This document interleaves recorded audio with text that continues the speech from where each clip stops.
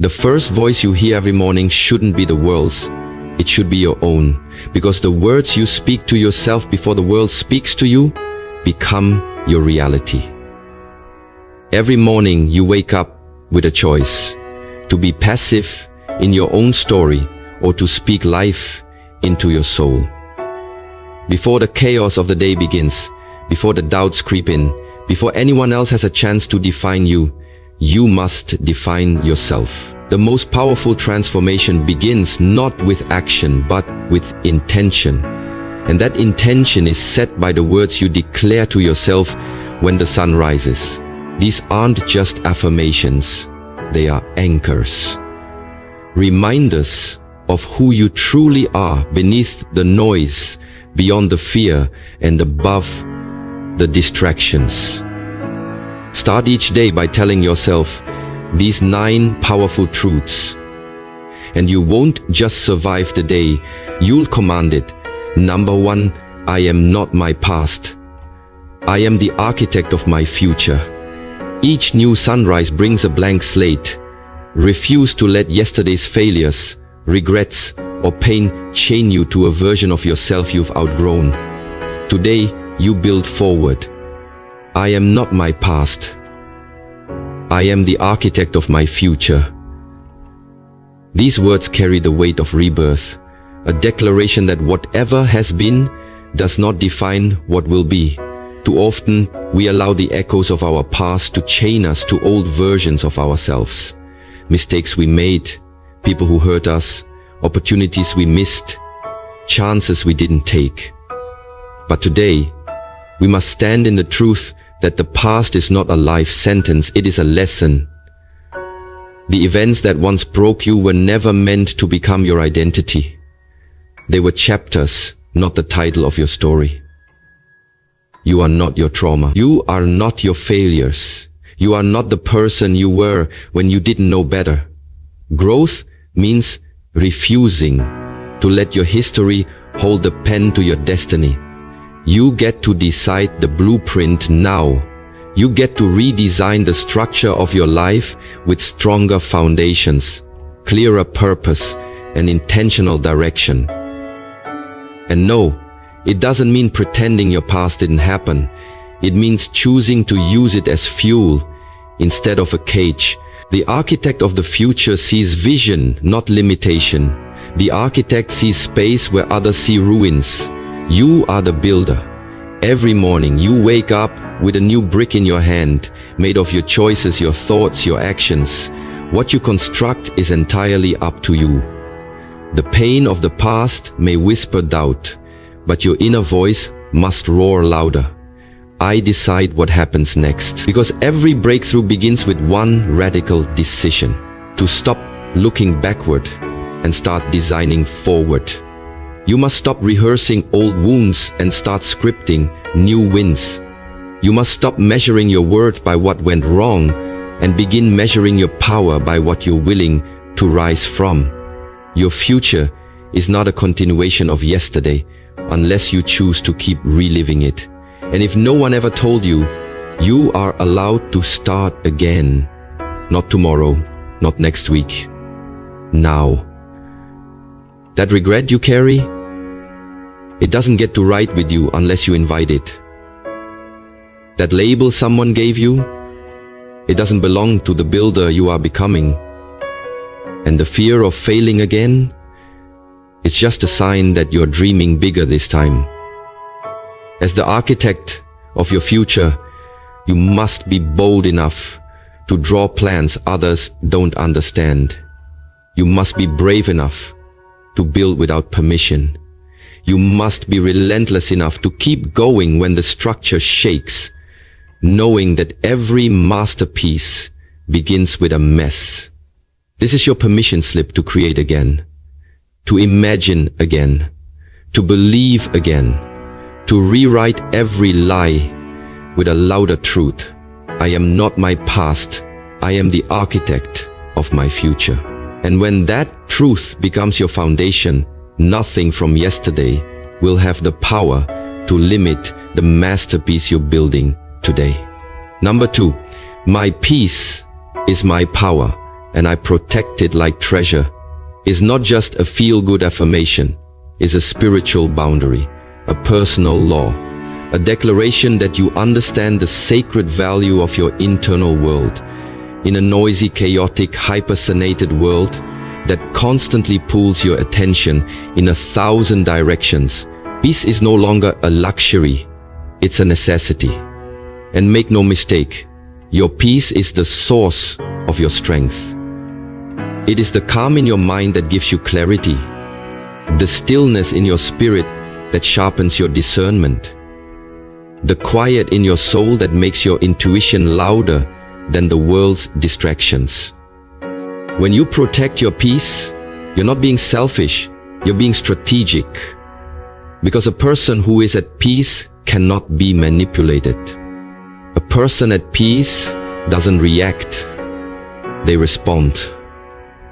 They don't rush, they don't cling, they attract. And when you realize how powerful your peace truly is, you stop giving unrestricted access to anyone or anything that threatens it. Not every call needs to be answered, not every opinion needs a response, not every invitation deserves your presence. You begin to understand that silence can be a power move, that walking away is a form of wisdom, and that not explaining yourself is a sign of deep self-trust. You don't argue to prove your worth. You don't defend your boundaries. You just hold them quietly, confidently, consistently. And as you do, something beautiful begins to happen. The wrong people start to fall away, and the right people start to recognize your value. Because when you operate from peace, you no longer tolerate emotional chaos, draining conversations, or energy that feels misaligned. You realize your nervous system is not meant to live in survival mode, constantly reacting to drama or dysfunction. You stop confusing intensity with love, busyness with importance, or noise with truth. Instead, you begin choosing what feeds your peace over what flatters your ego. You say no, not because you're rude, but because your peace matters more than people-pleasing. You pause before responding, not because you're weak, but because you value inner control over impulsive reactions. And most of all, you learn to sit with yourself, in your own presence, without fear, without distraction, and find that you are whole, even in the quiet, unshakable power. So today and every day, treat your peace like treasure. Lock it away from those who haven't earned the right to touch it. Guard it from the world's urgency, its expectations, its noise. Because when your peace is intact, your vision becomes clearer, your voice becomes stronger, and your life begins to align not by force, but by frequency.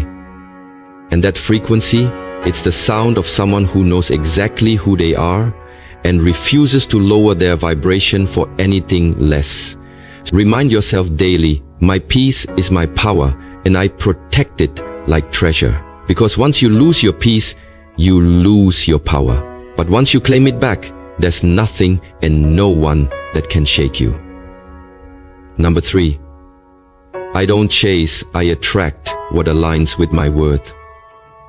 I don't chase, I attract what aligns with my worth is a powerful declaration of energetic self-respect, a shift from desperation to dignity, from scarcity to sovereignty. In a world that teaches you to hustle for love, beg for attention, compete for recognition, and chase validation, this mindset is a quiet rebellion.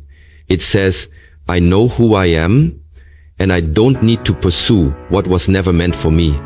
Chasing implies lack, implies that what you desire is running away from you, and that you must abandon yourself in pursuit of something or someone outside of you. But the truth is, when you chase, you signal to the universe that you do not believe you are enough on your own, that you must reach, stretch, or shrink to be chosen. But attraction, real, magnetic, soul-aligned attraction, comes not from effort, but from embodiment. You do not attract by wanting. You attract by becoming. You attract what matches your vibration, your standards, your beliefs about your own value.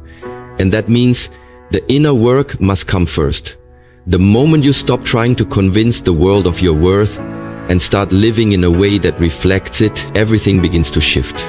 You stop settling for halfway love. You stop begging for opportunities. You stop forcing connections. Instead, you stand still, rooted in your truth, and let what is aligned gravitate towards you. This doesn't mean you do nothing. It means your energy does the heavy lifting. You still take inspired action, but it's no longer driven by fear or lack. It's guided by confidence and clarity. You no longer run after people who don't see you, situations that devalue you, or outcomes that require you to abandon yourself to achieve them. Instead, you hold your frequency. You create space for what's meant to come. You know that what is yours cannot miss you, and what misses you was never meant to stay. And yes, this requires patience. Yes, this requires faith. But more than anything, it requires self-worth. An unshakable belief that you do not have to hustle for your place in anyone's life, for your shot at success, or for your sense of peace. Because when you operate from this level of alignment, you become magnetic. You start to see that the universe mirrors your self-perception. When you raise your standards, the energy around you rises too. You begin to attract people who respect your boundaries, opportunities that match your purpose, and experiences that reflect the love you've already given yourself. So you stop chasing, because you finally realize the most powerful version of you doesn't run after anything. They attract. And they attract not because they are lucky, but because they've done the inner work to know what they're worth. So repeat this to yourself like a sacred mantra. I don't chase. I attract what aligns with my worth. Not because you're entitled, but because you finally understand alignment is not about effort, it's about energy. And your energy becomes unstoppable when it flows from a place of inner knowing, not outer chasing. Number 4, discomfort is my classroom and I show up ready to grow. It's a mindset shift that separates the stagnant from the evolving, the ordinary from the extraordinary, the reactive from the resilient. Most people run from discomfort, treating it like a punishment, but the awakened understand that discomfort is a signal, a sacred invitation to level up. Growth never happens in the comfort zone. It happens when your back is against the wall, when the old you starts to feel too small, when life stretches you beyond what's familiar and asks you to rise into something greater. Discomfort is not the enemy, it's the assignment. It's the inner pressure that forms diamonds, the heat that forges steel, the resistance that builds muscle. Every challenge, every uncomfortable moment, every situation that makes your heart race or your hands shake is not here to break you, it's here to teach you. And when you show up with that mindset, you stop avoiding hard things and start engaging with them like sacred lessons. You stop asking, why is this happening to me? And start asking, what is this trying to teach me? Because discomfort teaches you where you are still triggered, where you still carry fear, where your boundaries need strengthening, where your self-worth still needs anchoring. It reveals the parts of you that are unfinished, unhealed, unchallenged, untested. And instead of shrinking from that truth, you face it. You lean into the discomfort like a student eager to learn, knowing that what feels heavy now will soon feel like strength. You begin to welcome uncomfortable conversations, not because they feel good, but because they're necessary. You willingly enter situations that stretch you, not because they're easy, but because they sharpen you. You sit with emotions that make you uneasy, not to suffer, but to understand. That's growth. That's transformation. The more you lean into discomfort with curiosity instead of fear, the faster you evolve. And that's the secret most people miss. Growth is not glamorous. It's messy, it's lonely, it's awkward, but it's sacred. And every time you show up, when it's inconvenient, when it's hard, when it challenges your identity, you are earning your next level. You are becoming the version of yourself that your future needs. So instead of praying for an easier path, pray for the strength to walk the one that grows you. Instead of wishing for comfort, ask for clarity, ask for courage, ask for the lesson. Because once you understand that discomfort is not punishment but preparation, you stop resisting it and start rising through it. And the more you grow, the less intimidated you become by life's tests, because you know they are shaping you into someone who no longer fears challenge, but welcomes it. Someone who doesn't just survive storms, but learns how to dance in the rain. So say it loud, say it often, and say it like a vow. Discomfort is my classroom, and I show up ready to grow. Because the soul that embraces discomfort becomes unstoppable, and the life that follows becomes unrecognizable. Number 5. I forgive myself for yesterday and choose grace today. Is a powerful act of self-liberation, a conscious decision to stop dragging your past mistakes into your present moment and weighing down your future with regrets you no longer need to carry. Every single person walking this earth has moments they wish they could rewrite. Words they shouldn't have said. Actions they wish they could undo. Times when they didn't show up as their best self because pain, fear, or confusion clouded their judgment.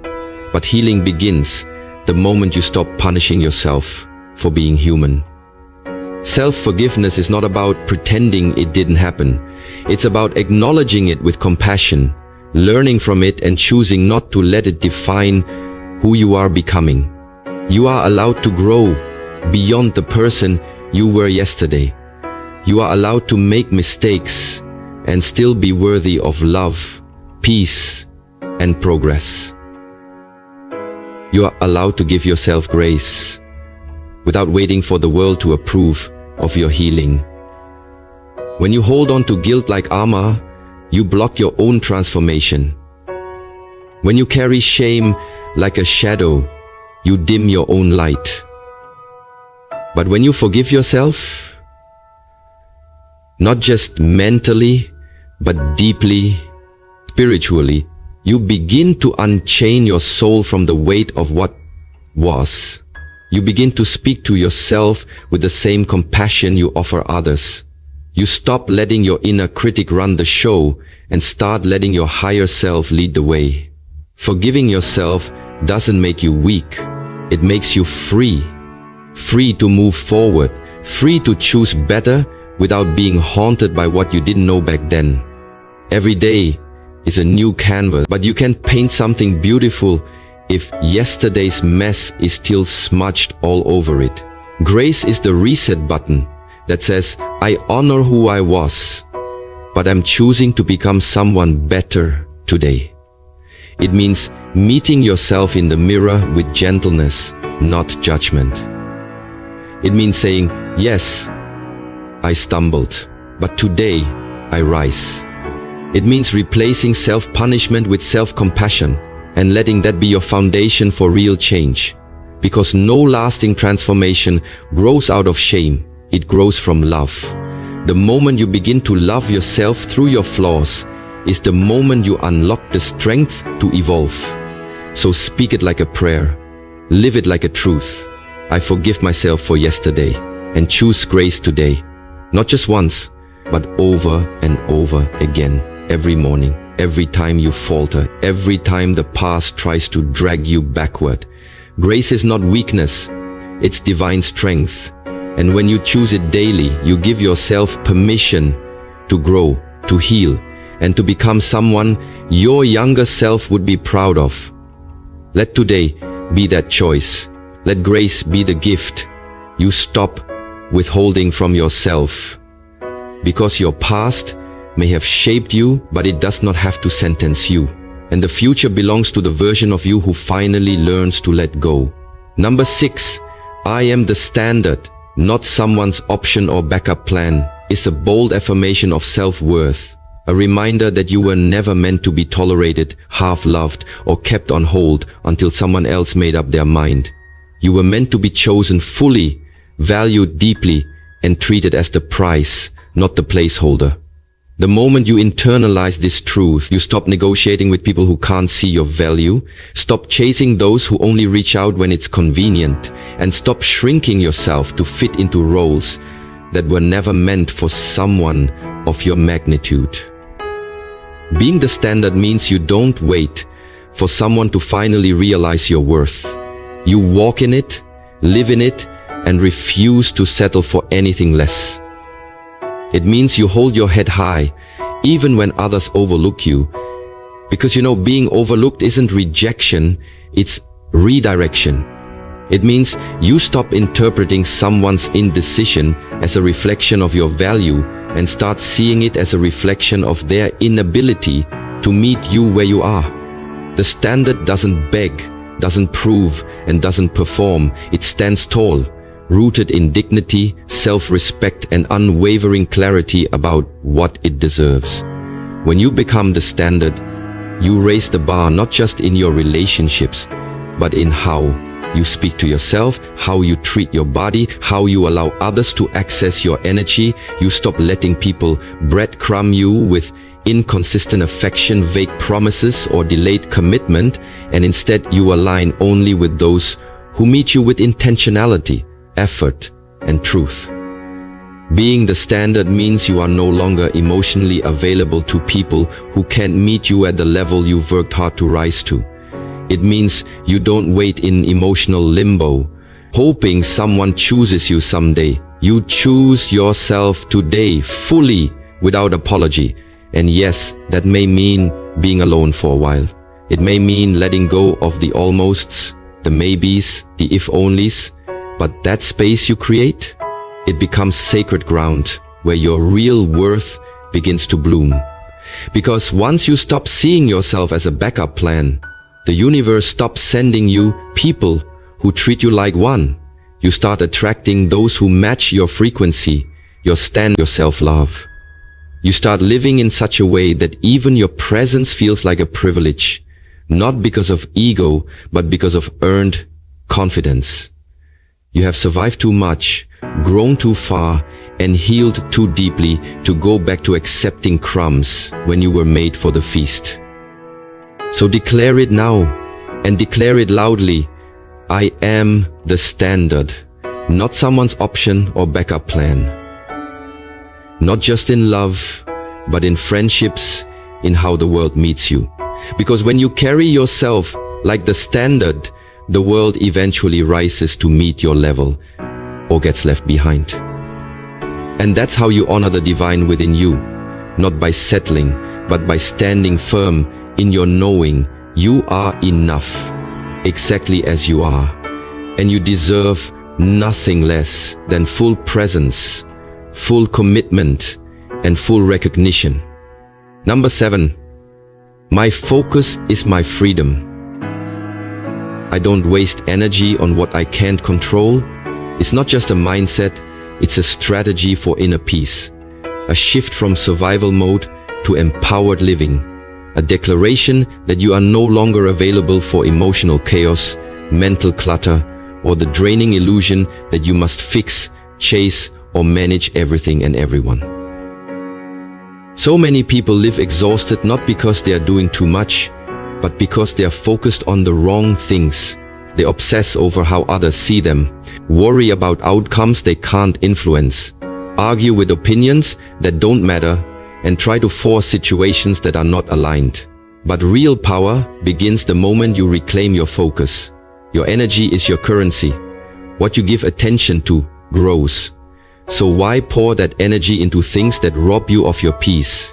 When you focus on what you can control, your mindset, your boundaries, your responses, your effort, you step into alignment. You stop being a prisoner of circumstances and start becoming the master of your space. This doesn't mean you're passive or indifferent. It means you're wise enough to know the difference between concern and control, compassion and codependency, purpose and perfectionism. You stop chasing closure where it won't be given, stop expecting apologies from those incapable of growth, and stop needing approval from people committed to misunderstanding you. Instead, you redirect your energy inward into your goals, your growth, your healing. You protect your focus like it's sacred because it is. Your focus determines your quality of life. When your focus is scattered, your peace is shattered. But when your focus is clear, your path becomes unstoppable. You don't react to every trigger. You don't engage every conflict. You don't try to control outcomes. You learn to control your outlook. You choose stillness over urgency, direction over distraction, and purpose over pettiness. And in that space of clarity, you find your freedom. Not because the world becomes easier, but because you've become centered. When the noise gets louder, you get quieter. When the chaos swirls, you stay grounded. Because now you understand, anything that costs your focus is too expensive. You no longer participate in cycles that steal your energy and offer. You no longer sacrifice your peace to win arguments, to fix people, or to prove your worth. You've outgrown the need to control and stepped into the power of conscious choosing. So let others do what they will, say what they want, believe what they must. That's not your lane. Your lane is elevation. Your lane is discipline. Your lane is peace. You stay in your lane and your energy stays intact. So today and every day forward, say it with unwavering certainty. My focus is my freedom. I don't waste energy on what I can't control, because the moment you protect your focus like your future depends on it, is the moment you stop surviving and start thriving in your own power. Number 8. Everything I need is already within me. I just need to act like it. Is the awakening truth that ends the search outside of yourself and calls you back home to the power you've always carried, even when you forgot it was there. We're taught from a young age to seek validation, guidance, strength, and security from external sources, parents, teachers, society, relationships, even success itself. But the moment you realize that your inner world holds the keys, the answers, and the resilience you've been chasing, you stop begging for what you already possess. You stop doubting your instincts, stop waiting for someone to save you, and stop holding your breath until the world gives you permission to rise. Inside of you is courage, waiting to be claimed, wisdom, waiting to be trusted, and creativity, waiting to be expressed. Your intuition is not broken. It's buried beneath layers of fear, conditioning, and overthinking. Your strength has not disappeared. It's been waiting in silence, watching to see when you'll stop playing small and step into your truth. When you act like everything you need is already within you, you take responsibility for your healing, your choices, and your growth. You stop saying, "I don't know how," and start saying, "I'll figure it out." You stop saying, "I'm not enough," and start asking, "What part of me have I not activated yet?" You stop trying to become someone else, and you start becoming more of who you are. This mindset doesn't mean you don't seek help or guidance, but it means you recognize that help is a tool, not a replacement for your own inner knowing. It means you use support as a bridge, not a crutch. You understand that while others can inspire you, mentor you, even love you, they cannot awaken your power for you. That is your job. And when you act like everything you need is already inside you, you begin walking differently. You speak with more authority, not from arrogance, but from alignment. You move with intention, not hesitation. You stop performing for approval and start living in your truth, even if it's quiet, even if it's misunderstood, even if it takes time. And yes, it takes courage, because claiming your inner power means taking ownership of both your potential and your excuses. But the freedom on the other side of that choice, unmatched. Because once you stop outsourcing your power, no one can ever hold it hostage again. You become your own validation, your own compass, your own motivation. You realize you are not lacking, you are layered. And every layer you peel back reveals more of the greatness you were born with. So say it until you believe it. Live it until you embody it. Everything I need is already within me.